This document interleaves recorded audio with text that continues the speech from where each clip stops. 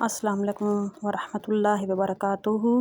آج ہم جس بابرکت مسجد کی زیارت کرنے جا رہے ہیں وہ ہے مسجد خندق، یا جس کو سبا مساجد بھی کہا جاتا ہے، جہاں پر غزوہ خندق ہوا تھا، جہاں پر مسلمانوں نے جنگ کے لیے بہت بڑی خندق کھودی تھی، جس جگہ پہ چھوٹی چھوٹی 7 مسجدیں ہوا کرتی تھیں۔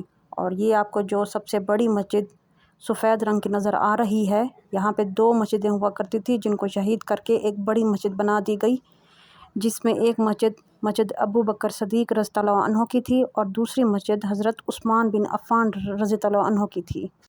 ابھی ہم زیارت کے لیے اندر داخل ہوتے ہیں اور 2 نفل بھی یہاں پہ ادا کرتے ہیں۔ ماشاءاللہ بہت ہی خوبصورت مسجد ہے۔ یہاں پہ لیڈیز کے لیے الگ جگہ ہے اور مردوں کے لیے الگ جگہ ہے، نوافل پڑھنے کے لیے اور زیارت کرنے کے لیے۔ جامعہ خندق 1428 ہجری میں بنی ہے، کنگ عبداللہ کے زمانے میں ہے۔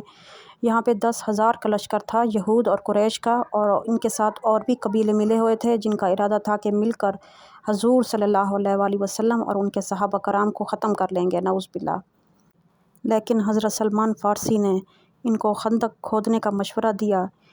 اس خندق کی لمبائی 1200 میٹر تھی اور چوڑائی 9 میٹر تھی۔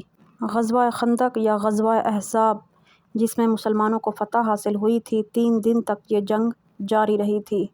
یہ سامنے جو آپ کو چھوٹی سی مسجد نظر آ رہی ہے گاڑی کے اوپر، یہ مسجد ہے علی بن ابی طالب، اور یہ مین مسجد ہے سبا مساجد۔ اور اوپر ابھی یہ سعودی حکومت نے خوبصورت سی سیڑھیاں بنا دی ہیں اور جانے کا راستہ بنا دیا ہے۔ ادھر اوپر جو مسجد بنی ہوئی ہے اس کو بولتے ہیں مسجد الفتح، اور یہ جو آپ کو سائڈ پہ چھوٹی سی مسجد نظر آ رہی ہے یہ ہے حضرت سلمان فارسی رضی اللہ عنہ کی مسجد۔ یہاں پہ بھی تمام زائرین آتے ہیں اور زیارت کر کے 2 نفل نماز ادا کرتے ہیں۔ ابھی ہم اوپر جا رہے ہیں، یہ دیکھیں کافی ساری سیڑھیاں بنی ہوئی ہیں مسجد فتح کی جانب، جہاں پہ 3 دن تک جنگ جاری رہی تھی، اور حضور صلی اللہ علیہ وسلم کا خیمہ بھی اسی جگہ پہ پہاڑ کے اوپر لگا ہوا تھا۔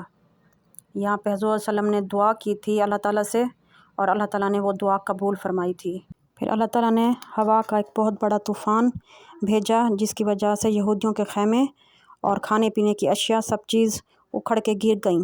پھر سب نے واپس جانے کا ارادہ کیا اور مسلمانوں کو کامیابی حاصل ہوئی۔ کھدائی کے دوران خندق میں ایک بہت بڑی چٹان نہیں ٹوٹ رہی تھی، تو صحابہ کرام نے حضور صلی اللہ علیہ وسلم سے فرمایا کہ اے اللہ کے رسول، ہم سے یہ چٹان نہیں ٹوٹ رہی، تو آپ صلی اللہ علیہ وآلہ وسلم نے 3 دفعہ اللہ اکبر پڑھ کر چٹان کو ریزہ ریزہ کر دیا۔